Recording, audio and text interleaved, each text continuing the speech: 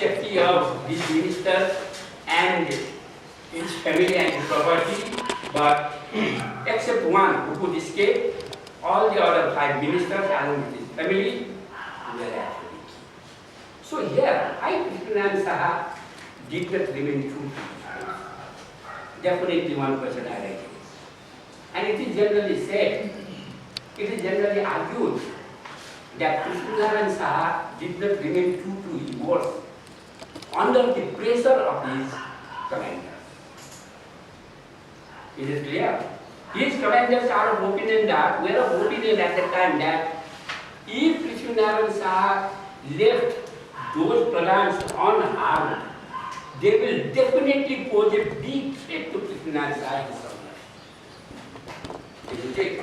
Because have you read the story of Julius Caesar, the famous dictator of Rome in ancient Rome?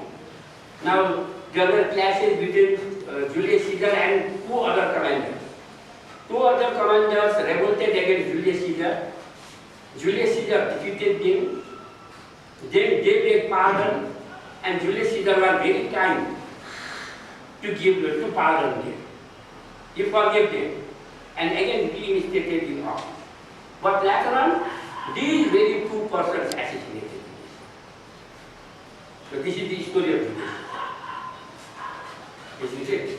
When now the 6 Pradhans of Lalitpur, though they surrendered before Prithviraj Saha, they did it under compulsion. They did not surrender under their free will. So there may be danger from them at any stage. Isn't it? So it is said that under the pressure from the military commanders, they were. But anyway, they were put to death, and Lalitpur also came under the control of Prithviraj Saha. Now, after the conquest of Kantipur and Lalitpur, the only state remaining one, isn't it? And Bhaktapur was the place where both the kings of Kantipur and Lalitpur took political asylum in Bhaktapur. King Jayaprakash Malla of Kantipur and King Tej Narsingh Malla of Lalitpur, they took political shelter.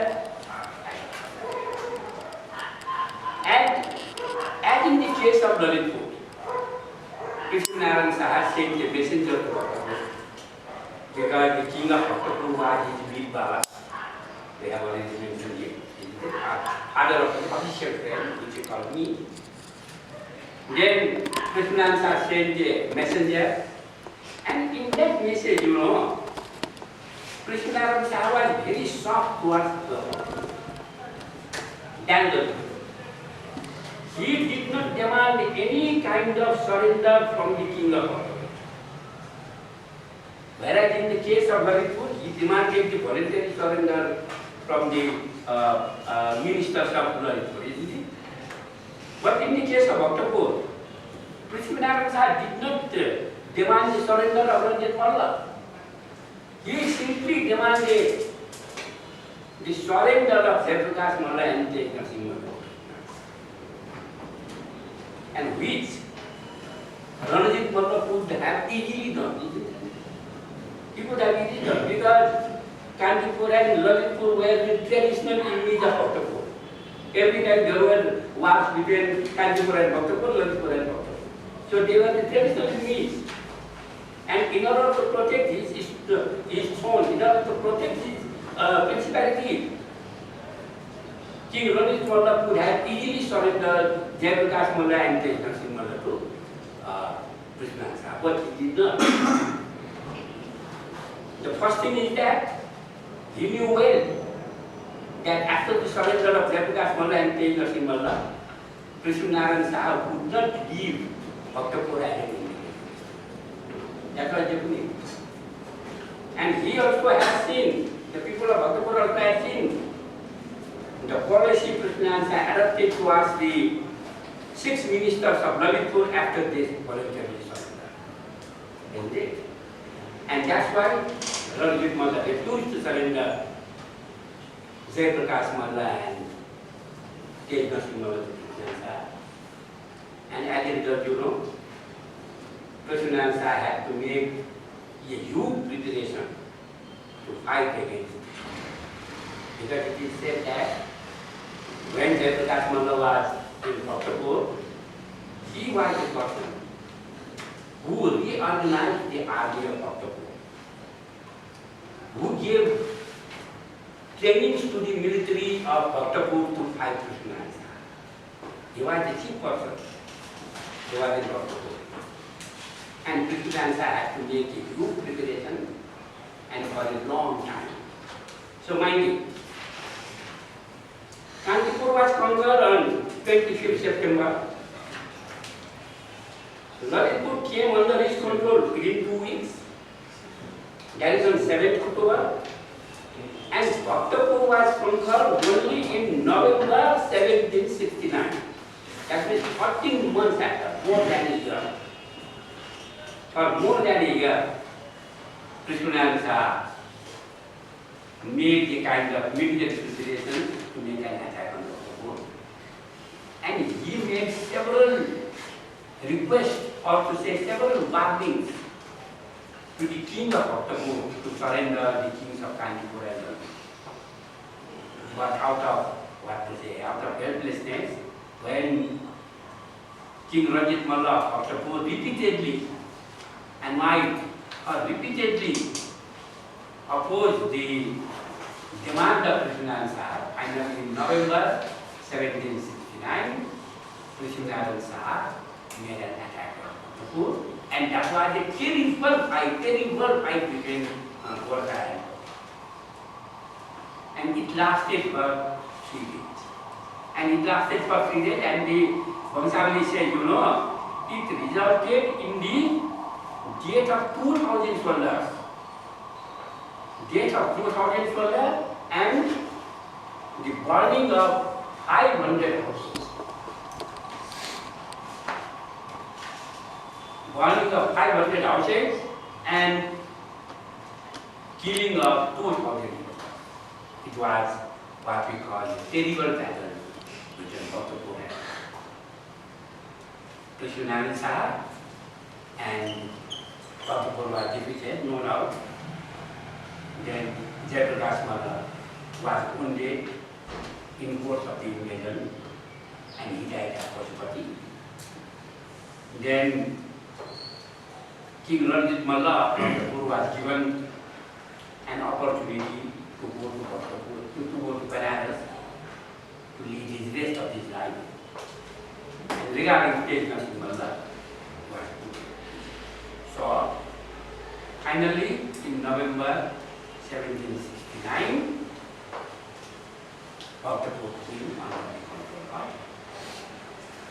So here we come to an end of the first page of the unification of Nepal, which we call this. Now, why we call this period, that is from 1742 to 1769, as the foundation period, is that during this period, it was not in the minds of Prithviraj that he was going to unify the petty states of Nepal. All he wanted in this period was the conquest of the Valley Kingdom. His main target was the 3 Valley Kingdoms, Kantipur. And there was no question of the unification of the Valley. And that's why we call it the foundation. Now after this, after the conquest of Bhaktapur, now we come to the second phase. And the second phase we call it the expansion. Now, when Prithviraj conquered the 3 states of the valley, now a kind of new thinking arose on him. And that thinking is that if he could not protect he conquered kingdoms of Kantipur, Lalitpur and Bhaktapur, he will lose everything. But now the question before Krishna is asking, how to preserve, how to protect the states which he had conquered during the 27 years. And in order to protect these states, he had to defend his kingdoms, newly kingdoms, against the Chobisi states. That's the first thing. Then the second thing is that he had to expand his area now. If he did not expand his area, there would be every danger for the protection of the area which he had already conquered. So, in order to protect the area which conquered, it was extremely necessary to expand the territory of his newly kingdom. And that's why, after the conquest of Bhaktapur by Krishnansa, the story of unification, which we call the expansion, actually it is now the unification of Nepal, it starts from this period. Before this period, the period is only Krishnansa's military campaign against the Valley kingdoms. Now the real unification starts. Because up to this time, Krishnanaran Sahab fought every war as a warrior. But now after that, he fought the war as a king. So just like the difference. So this is my view, and you may not agree with this view. That is another thing. But what I think is that after 1969, the question of unification was not in the mindset. He just wanted to conquer this Valley kingdom. But once he controlled the Valley kingdom, the question came of the protection of these areas. And in order to protect these areas, there was the necessity of the expansion. That's why the real unification of the world starts after the conquest of the Valley. And one more point I would like to mention there is that when the Valley kingdoms were conquered by Krishnanaran Saha, the brothers of Krishnanaran Saha, one thing you should notice, and everyone should notice, is that in the unification period, Krishnanaran Saha was very much actively supported by his brothers. Without the support and help of Krishnanaran Saha, without the help and support of Krishnanaran Saha, the unification work would be much more complicated and much more difficult. Krishnanaran Saha's brothers, as I have already said in the Kirtipur war, Surya Pratap lost his eye, Dalit Saha was seriously injured, Darbandar Saha went to Lalitpur at the time of peace. There was every risk, you know. When Lalitpur wanted to make Krishnanaran Saha the king, he did not go it alone. He sent his brother, and there was every risk. When Krishnanaran Saha did not lift any kind of economic blockade against Lalitpur, his brother could have been killed. But he had to escape. You know, he had Darbandar Saha escaped from Lalitpur, otherwise he would have been killed. He might have been killed. So in this way, all the brothers of Krishnanaran Saha had actively supported and helped Krishnanaran Saha in his military campaign against the Valley kingdom. And after the conquest of the Valley kingdom, what his brothers did? His brothers wanted some kind of lines here, you know, in the areas that had been captured, or that had been conquered. The brothers of Krishnanaran Saha wanted some separate areas to be governed by this. But Krishnanaran Saha did not accept this idea. If he accepted that idea and gave some area to his brothers to rule, then again the country would be divided into this one. So he did not give any area to Israel.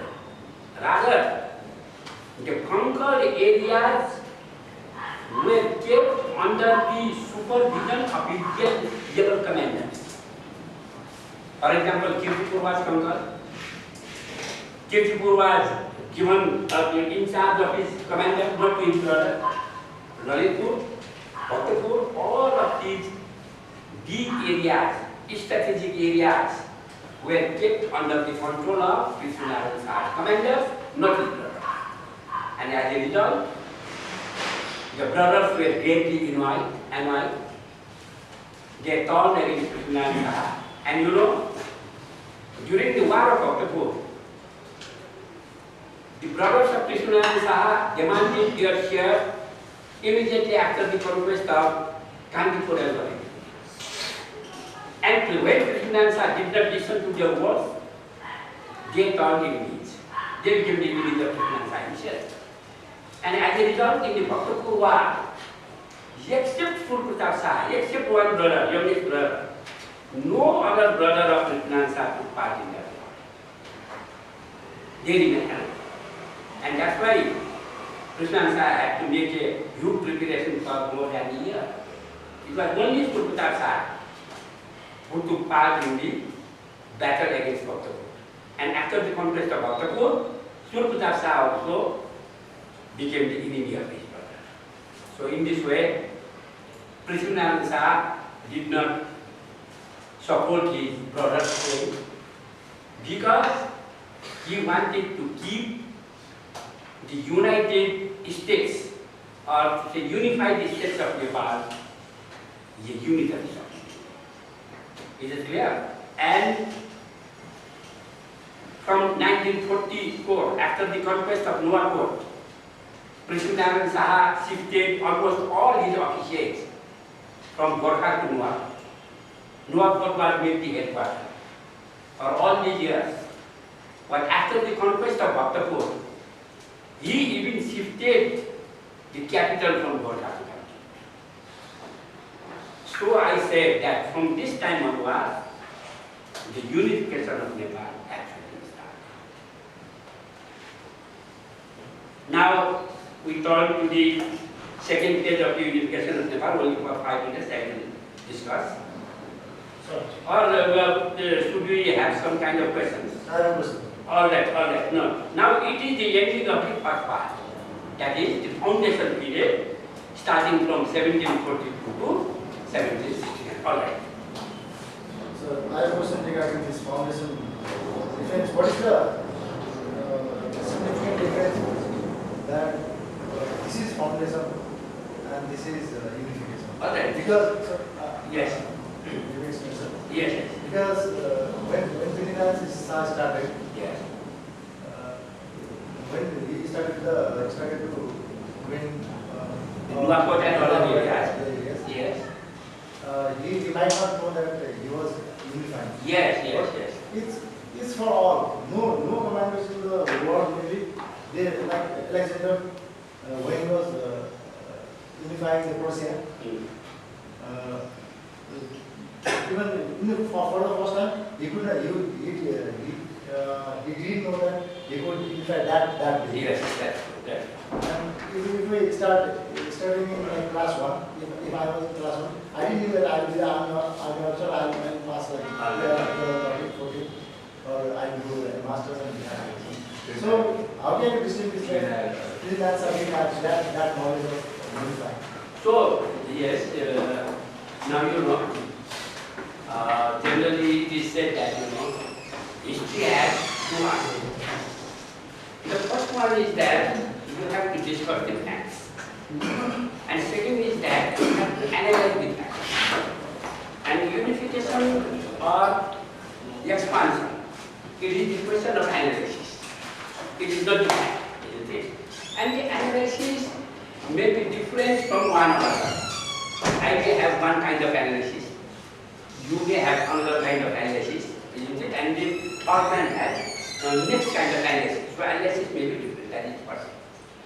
But why I consider the first case not as the unification and only second case as the unification. unification is that when Prithvinarayan Saha saw the valley kingdoms from Chandagiri, and when these commanders saw it, this is Bhaktapur, this is Lalipur, and this is Kandipur, then he kind of, he dreamed about becoming the king of all these three prosperous. So, his main attention was these three kingdoms. That is first thing. And he did not have a slightest, ambition of conquering these Chobisi states. He never tried to conquer the Chobisi states. Yes, he only resisted the Chobisi states invasion in order to make his military campaign against valley kingdoms effective. That's the only thing. But after the conquest of Bhaktapur, now Prithvinarayan Saha started the expansion of the territory in the east and the west. Tomorrow I will discuss. Immediately after the conquest of Bhaktapur, how he sent his army in the east and conquered, and how he also sent his army to fight against the Chobisi states, not to defend Nepal, but to expand his territory in Chobisi states. And that's why a kind of feeling arose in the minds of Prithvinarayan Saha, I think, after the conquest of Bhaktapur, is that some sort of expansion is needed in order to protect this kingdom. Otherwise, Prithvinarayan Saha died in 1775, just after 6 years. And after his death, he gave a long lecture to his courtiers that I will discuss in the last lecture ago. Long lecture at Noakot. That is called Divya Upadesh. We call it Divya Upadesh. And in that Divya Upadesh, he has said that this country is a jam between the two stones. Isn't it? In the north we have Chinese emperor, and in the south we have the emperor of the sea, that is the British emperor. So beware of the British emperor. So that he has said. Now, if you see the political boundary of Nepal at the time of the death of Prithvinarayan Saha, Prithvinarayan Saha's Nepal, there was not even an inch the expansion of Prithvinarayan Saha in western Nepal. There was no expansion at all. Not a single territory was conquered by Prithvinarayan Saha in the west. Only in the east he could conquer these valley kingdoms and Vijaypur and Choudhary. So in that situation, why he talked about the British and China? His territory was the Chobisi state, not the British. Okay. So when he talked about China and British, I think he might have thought that even after the conquest of the Chobisi and Vaisi states, Nepal will be in the middle of the two great countries, that is Tibet, China on one hand, and the British on the other hand. That means as early as 1775, when he died, when he could not conquer even an inch of this Chobisi states, he had a dream that this country is lying between two great nations and we have to protect it. And that's why I think after the conquest of the valley kingdoms, the question of unification, the idea of unification emerged. So that is my analysis. Now, you may or may not accept this analysis. What I mean to say that from the very beginning, Prithvinarayan Saha's aim was not to unify, but to conquer the valley kingdoms of Kathmandu Valley. But after the conquest of the Kathmandu Valley, the feeling of unification emerged. That's all right. Then next.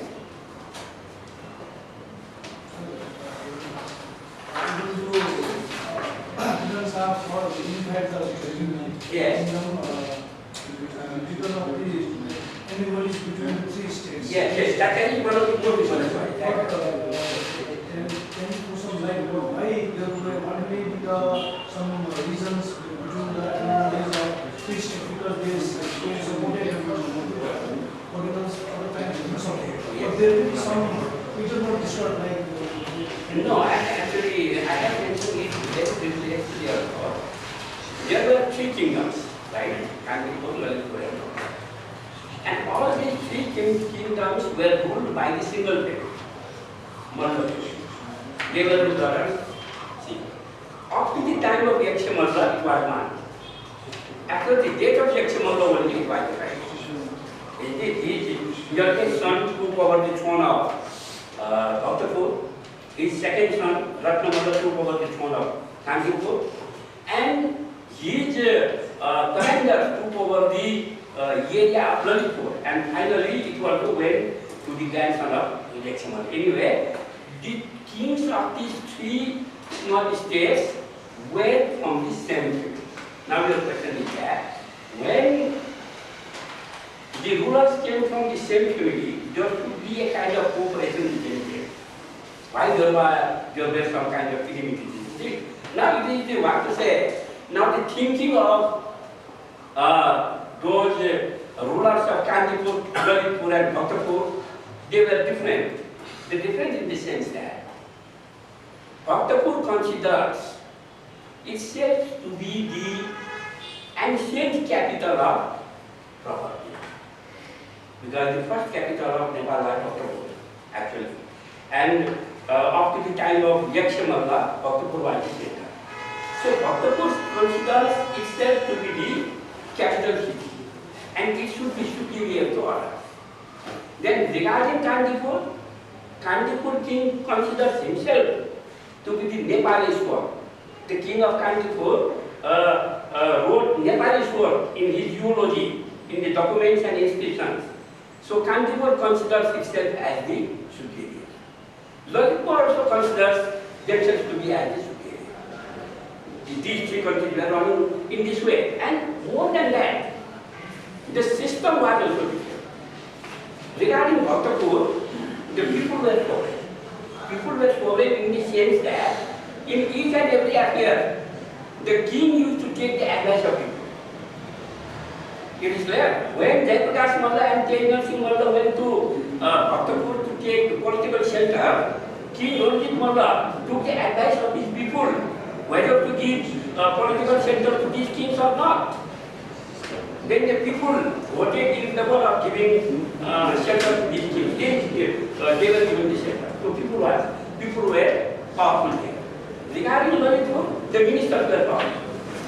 The ministers can make and unmake any king. And in Kandipur, the king was powerful.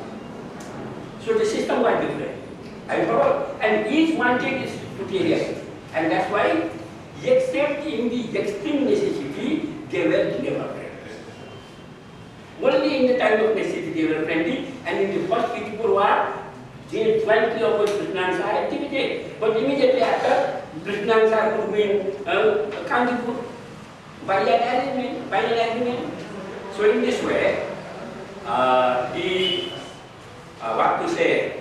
enmity between these valley kingdoms of the Kathmandu Valley was largely responsible for the wound. In this background, I would like to add something. Yes. I read on this is one of the books I read on Prithviraj Shah. Yes. After the first defeat of Kirtipur, he had an agreement with the Ranjit Malla that... No, not Ranjit Malla, Kandipur, Jayaprakash Malla. With the king of Bhaktapur, sir. Yes. Ranjit Malla, he had an agreement with Ranjit Malla that certain part of Kaveri and Sindhu would be given to Bhaktapur if they keep themselves isolated from Yes, that's true, that's true. And that is not after the Kirtipur war, but before the Kirtipur war. Immediately before the Kirtipur war, he had made an agreement with Bhaktapur. That is true. That is true. That then Krishnansa said to him that when Sanghu and Sanghu, they were there of Bhaktapur, but they were under Kandipur. So they should be under you. So in this way, a kind of what we say, progovan. We can say that was given, yes. And the second fact that I have read on the book is that Jayaprakash Malla has a towering personality among all three big yes, that is true. And he had also hired 300 mercenary troops. Yes, from Nagarkoti. And somehow the Lalitpur and Bhaktapur felt that the threat from those mercenary troops and Jayaprakash Malla. So they were not coming each other for the collaboration to come up against the Gurkha. That is, your point is true. Only after Krishnansa conquered Nuwakot and other areas. Jayaprakash Malla implied the mercenary folder only after that, not before that. After Krishnan Sakwakar, Nuapur and other areas surrounding the Kashmir Valley, only he had to defend. And there was, from that point of view, there was a kind of revolt against Jayaprakash Malla within the court of Kanpur itself. And it is said that his own wife was against him. And he had to flee away, and he had to pass several years in Bhujeshwari jungle. And his son Jyotiprakash Malla was declared the king of Kanpur at that time. So that was the worst political situation of that. Is it clear? So tomorrow we discuss the second phase, that is expansion from the time of pregnancy. Thank you very much.